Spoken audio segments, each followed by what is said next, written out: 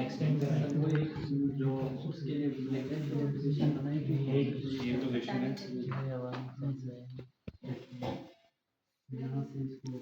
Tricep के लिए कर रहे हैं ना? मैंने कर लिया ये ट्राइसिप की है, वो दूसरी बाइसिप की। ट्राइसेप का काम क्या है? एक्सटेंशन। जी, तो 0 से 1 में हम इसी पोजीशन से लाएंगे। अब हमने क्या करना है, यहाँ से एल्बो को एक्सटेंड करना है।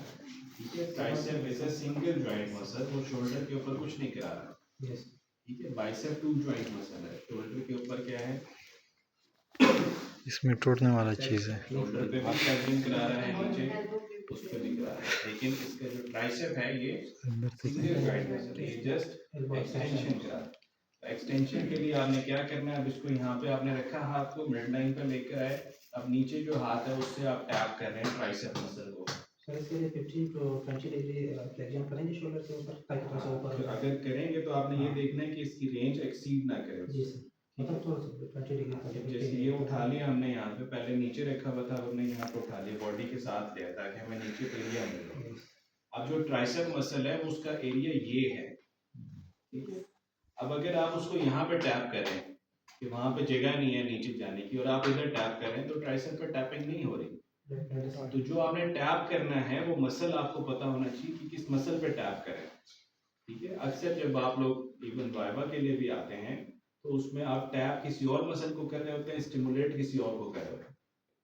तो आपने जब टैपिंग करनी है तो आपने ये जहन में रखना है कि किस मसल को एक्टिवेट कर रहे हो, उसी मसल को आपने टैप करना है। ठीक है, तो ट्राइसेप क्या है, एक पोस्टीरियर साइड पे लगा हुआ मसल है, उसकी बेली को आप टैप करेंगे लाइक दिस।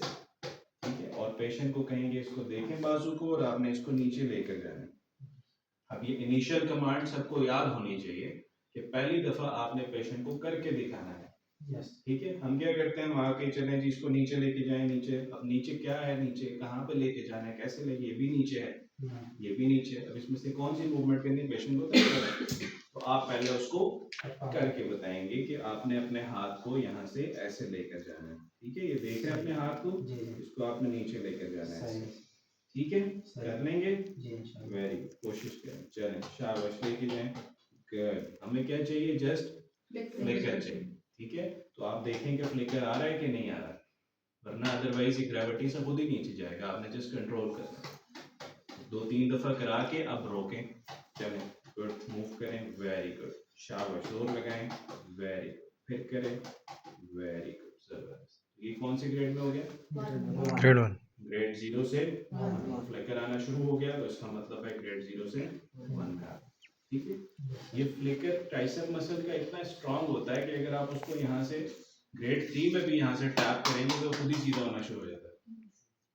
ये टैपिंग इतना जबरदस्त रिफ्लेक्स क्रिएट करती है कि आप मसल यहाँ पे पड़ा हुआ उसका, उसने यहाँ रखा, उसको कह रहे हैं ऊपर उठाएं, ऊपर उठाएं, वो कह रहा नहीं उठा सका, आप जस्ट जाएं और ट्राइसेप को ऐसे मारना शुरू करें, ये खुद यहाँ से उठना शुरू हो जाएगा, ट्राइसेप की कॉन्ट्रैक्शन उसी टाइम स्टार्ट हो जाती है। ये टेक्टाइल रिस्पॉन्स इतना स्ट्रांग होता है। ठीक है, इसको करके देखना, कोई स्ट्रोक का पेशेंट हो जिसका ये ना मूव कर रहा, उसको जस्ट यहाँ पे रखो और इसको टैप करो, ये खुद ही ऊपर आएगा, नहीं भी आएगा तो आप जस्ट फिंगर रखोगे, ये खुद ही स्ट्रेट होना शुरू होगा, इसके अंदर टोन जनरेट होना शुरू हो जाएगा। सर बाइसेप का भी बहुत जबरदस्त रिस्पांस है, हर एक का आएगा, हर मसल, इसलिए हम टैपिंग कर रहे हैं, टेक्टाइल स्टिमुलेशन दे रहे हैं। ठीक है, लेकिन ट्राइसेप के अंदर क्या है, ये एंटी ग्रेविटी एक्टिविटी है इस पोजीशन में। तो ये अभी हम सब एक्यूट केस के अंदर बात कर रहे हैं जहाँ पे इसमें कोई टोन नहीं है, फ्लैसेट पड़ा हुआ, और हम इसको टैप कर रहे हैं और इसने मूव करना शुरू कर दिया। हो सकता है इनिशियल कुछ दिनों में ना आए, लेकिन जैसे ही थोड़ा सा सब एक्यूट केस होना शुरू होगा तो ये चीजें आपको मिलना शुरू हो जाएंगी।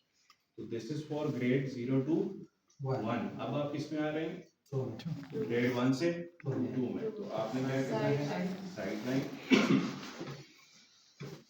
अगेन सेम पोजीशन, इसको ऐसे होल्ड करना है, इसका सारा वेट आपके ऊपर आ जाए, और आपने फिर हाथ को इस तरह रखना है कि आप इसको मूव कर सकें यहाँ से। ठीक है, ये मूवमेंट आपको चाहिए, और ये वाला हाथ आपने क्या करना है, इससे टैपिंग। अब यहाँ पे टैप करोगे तो ये ट्राइसेप मसल नहीं है, तो इसके लिए आपने क्या करना है, यहाँ पे टैप। इसके लिए आप जो पोजीशन आपको सही लगती है आप वो बना सकते हैं। अगर नहीं बन रही पोजीशन, आपको दोनों हाथों से काम करने में मुश्किल हो रही है, ईमस लगा दो, मसल स्टिमुलेटर लगा दो, ठीक है। तो वो क्या कर रहा है, मसल कॉन्ट्रैक्शंस करा रहा है, सेंसरी स्टिमुलेशन दे रहा है, और वही काम जो टेक्टाइल स्टिमुलेशन देगी वो आपका ईएमएस करेगा। तो ईएमएस लगा दिया, और आप इसको टैप कर रहे हैं और इसको कह रहे हैं कि लेके आए गुड, इसको एक्सटेंड करें गुड। तो पहली जो कमांड होगी वो वही होगी कि इसको देखें बाजू को और इसको स्ट्रेट लेके आप जैसे ये उधर देख रहा है और मैं इसको ये करा रहा हूँ एक्सटेंड, तो इसका कोई फायदा नहीं है, ठीक है। जब ये फोकस करेगा तो ये मूव करने की कोशिश करेगा। जब इसको ये पता हो कि सारा काम डॉक्टर नहीं कराना है, तो पेशेंट जो है फिर वो कोई इंटरेस्ट नहीं लेता, उसको पता है कि डॉक्टर ने 4 दफ़ा 5 दफ़ा कराना है, पैसे देने चला जाना। तो पेशेंट इस सोच में होगा कि अब मेरा बनेगा क्या, मेरा तो हाथ नहीं मूव कर रहा, टांग नहीं मूव कर रहा, फिर डिप्रेशन डिप्रेशन डिप्रेशन। बट अगर आप उसको थोड़ी देर के लिए भी आप उसकी सोच को डाइवर्ट करें वहाँ से, चलिए अंकल इधर देखें बाजू को, शाबाश, मूव करना है इसको आपने, वेरी गुड, ज़बरदस्त, फिर से करें, वेरी, आप खुद कर रहे हैं, ठीक है ना जी जी जी। वेरी गुड, ज़बरदस्त। आप क्या करें, मोटिवेट करें उसको, ठीक है। या आप अपने घर पे भी खुद भी करना है, ठीक है। सही है। अब वो बच्चा जो सबसे ज़्यादा बोल रहा हो उसको बुलाओ, उसको कोई करोगा सही, जो आपसे सबसे ज़्यादा क्वेश्चंस पूछ रहा है, कब ठीक होंगे, कब चलना शुरू होंगे, उसको बुलाएं, इधर आओ, ये काम कराओ तो जल्दी ठीक हो जाएंगे, नहीं कराओगे तो नहीं होंगे। तो उसको बुला के यही पोजीशन बताएं और उसको कोई ये करो, उसको सिखा दें। ये ना सोचे कि आपकी नौकरी दे, कुछ नहीं होता, जो उसको नहीं पता अगला स्टेज क्या है, उसको और क्या कराना है आपने। तो आपने क्या करना है, ये सारी चीज़ें उसके अटेंडेंट्स को सिखा दें कि ये कराओ। वो 1 दिन कराएगा, 2 दिन कराएगा, तीसरे दिन करेगा, ठीक है बड़ी बीमारी से खड़ा तो स्टार है, वो कराएगा, ठीक है। तो इतनी मेहनत कोई नहीं करेगा जिसको पैसे नहीं मिल रहे। हमें पैसे मिल रहे हैं हम तो शौक से करेंगे, हमने करना भी है, सही है। तो ये काम अगर वो घर पे पेशेंट 24 घंटे में 3-4 दफ़ा भी रिपीट कर लेता है तो न्यूरोप्लास्टिसिटी ज़्यादा होगी। अदरवाइज आप 1 घंटे में बहुत ज़्यादा कुछ नहीं करा सकते। तो कोशिश करें उनके अटेंडेंट्स को इसके ऊपर ट्रेन करें, या कोई ऐसी एक्टिविटी डिज़ाइन करें जिससे ये मूवमेंट हो रही है, वो एक्टिविटी उसको दे दें कि ये करे ये करे ये करे। तो बार बार repetition repetition repetition is the key for neuroplasticity. तो इनिशिएट आपने करना है, रिपीटेशन करके उसने उसको परमानेंट करना पड़ेगा, सही है। तो ये हो गया 2 से, और सॉरी 1 से 2 में। अब किस में आना है, तो उसके लिए सुपाइन में भी कर सकता है। जैसे अभी पोजीशन में, ठीक है। सुपाइन में भी कर सकते हैं। हाँ, सुपाइन में सेटिंग में करेंगे तो ये ग्रेविटी असिस्टेड हो जाएगी ना, वेट 1 वाली हो जाएगी। सर ऐसे सिटिंग में बैठ के हाँ, वो ऊपर लेके जाएंगे, शोल्डर के ऊपर सबलक्सेशन आने का चांस है। तो आप इसको यहाँ पे रखें, ये 90 डिग्री पे शोल्डर ले आए, 90 डिग्री पे एल्बो आ गई इसकी, ठीक है। ये मिड रेंज आ गई, यहाँ से इसको स्टार्ट करें। यहाँ से स्टार्ट कराने के लिए अगेन इसको इधर से पकड़ेंगे और यहाँ पे आप क्या करेंगे, टैप करेंगे कर सकेंगे ऊपर, देखिए मिड रेंज से स्टार्ट करें, यहाँ से नीचे से लाएंगे तो इनिशियल रेंज हो जाएगी, मुश्किल हो जाएगा उसके लिए। ये ट्राइसेप की इनिशियल रेंज है, बाइसेप की एंड रेंज है और ट्राइसेप की इनिशियल रेंज है। तो इसको भी आपने मिड रेंज पे लाना है 90 डिग्री पे, और 90 डिग्री से आपने कहना है चलो ऊपर लेके आए, वेरी शाबाश। और फ्लिकर से ज़्यादा मूवमेंट होगी, हमने देखना कितनी रेंज में मूवमेंट हो रही है, ठीक है, हो भी रही है कि नहीं हो रही। तो जब टैप करेंगे तो उससे इनिशियल उसको इनिशिएशन मिलेगी, तो साथ आप एक्टिव असिस्टिवली लेके आएंगे और करते करते उसको एक्टिवली लेके आएंगे, फिर आप छोड़ देंगे। जब वो खुद से ये करना शुरू कर देगा, स्टार्ट करें ऊपर लेके आए, अब वो उसकी स्लो मूवमेंट होगी, बहुत आराम आराम से वो ऊपर लेकर आएगा, बट ले आएगा। तो उसके अंदर फिर आप उसकी टाइमिंग को भी इंक्रीज कर सकते हैं कि जल्दी लेके आए, कर शाबाश, वेरी गुड, उठाएं, ज़बरदस्त। मैंने क्या किया, यहाँ से इसको मिड रेंज पे लॉक कर दिया। अब ये जो मेरा हाथ है ये इसको नीचे नहीं जाना दे रहा, तो मैं इसको मिड रेंज से और एंड रेंज तक स्टिमुलेट कर रहा हूँ। फिर मैं इसको थोड़ा सा नीचे से पकड़ूंगा तो मैंने इसकी रेंज थोड़ी सी बढ़ा दी, अब मैं यहाँ से उठा रहा हूँ, गुड, वेरी गुड, शाबाश। अब मैं और नीचे से पकड़ूंगा तो ये बिल्कुल क्या करेगा, इनिशियल रेंज में चला जाएगा और इनिशियल रेंज से उठाना शुरू करेगा। तो ये कौन से ग्रेड में हो गया, ग्रेड 3। जब 3 में हो जाएगा तो फिर हमने क्या करना है, 4। उसके लिए हम क्या करेंगे, पोजीशन वेट दे देंगे इसके हाथ पे, कोई भी हम जैसे मिनिमम वो मैंने बताया था वो देंगे, अगर हाफ के जी का हमारे पास कोई है वो दे देंगे, वो 1.5 जिस तरह भी वो पाव की जो बोलते हैं उसको, तो उस तरह के वेट्स हैं तो ठीक है, नहीं तो बोतल से आप Wrist weight करना पड़ेगा। रिस्ट वेट्स हो सकते हैं।